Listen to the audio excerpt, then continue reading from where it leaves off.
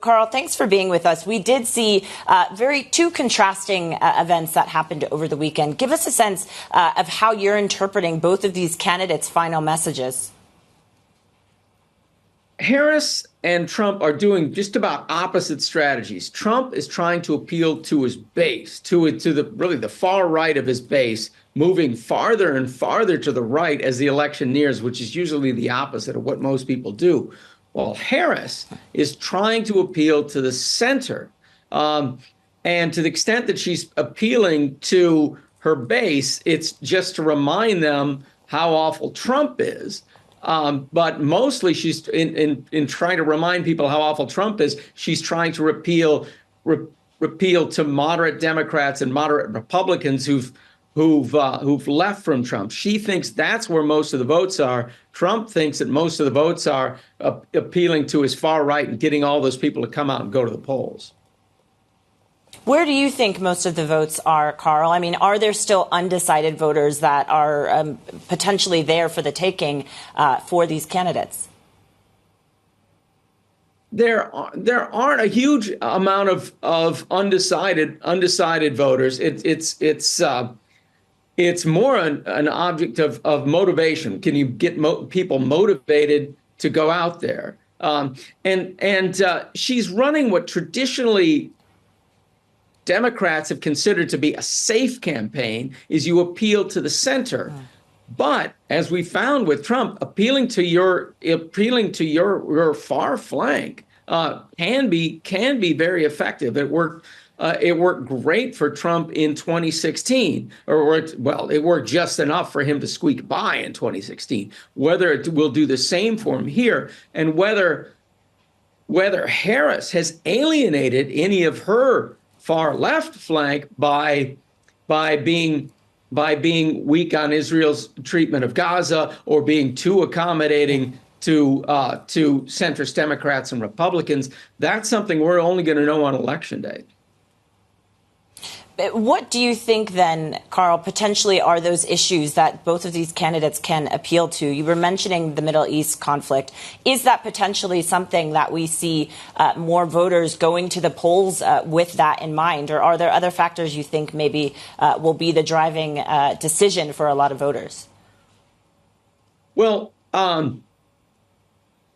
certainly things like reproductive freedom is a big issue for the Democrats. The Republicans, if they get in, are going to reverse a lot of what people have done through state initiatives to expand abortion access and so forth. A lot of that is going to be reversed. Democrats have a lot of issues going in their favor that what the Republicans doing are really not very popular. The Republicans have been increasingly focusing on fear of foreigners, and a lot of Americans are afraid of people who are different from them. It seems so awful to appeal to that element. One of the big worries on Harris's side is her and Biden's strong support for Israel, which they're doing in part to appeal to part of their constituency, but it's also alienating a portion of their constituency that's very concerned that this is excessive force on the part of Israel, if not worse. And alienating that faction could cost her. That faction's not likely to go over to Trump because he's not any better on that issue. But there is a possibility that they'll stay home or vote for a third party. I wonder, Karl, too, how you're interpreting some of the moves in the market. We've talked a bit about sort of where both of these candidates stand to a certain extent on their fiscal policies. But how are you seeing the shift in Trump trade, so to speak, right now?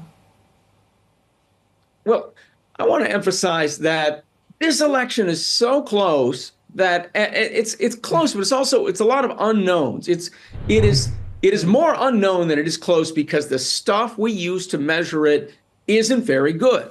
When you talk about the margin of error for a poll, that so-called margin of error. We don't in statistics, it's not even called a margin of error. It's called a confidence interval. You got a certain level of confidence that will fall within this region, but that level of confidence is only for statistical anomalies when the model is correct. The model in the past has not been correct. And they've tried to, it was in fact biased against Trump in 2016 and 2020. And it seemed to be biased in favor of the Democrats, biased in favor of Trump in 2022. The pollsters are constantly trying to correct that. So we're dealing with a corrected model. Everybody, including the markets, are basing their ideas off of all these polls that are continually being adjusted, but we don't know if they've adjusted them too far or not enough, or how many things that they've never been able to incorporate. So the polls are very close and very uncertain. Then you got the markets reacting to the polls. And there are some markets such as the betting markets and the buying in something like Truth Social stock. All of those, maybe those are a good reflection, or maybe that's a bunch of people with money who want to appeal to Trump, who are buying these stocks as a way to win favor with Trump. So those are uncertain as well. What we're going into this market, and we're going into this election with for these last 8 days, and I think right up to the very last minute, is going to be enormous uncertainty. Unless something huge breaks, we're going to go in there with enormous uncertainty.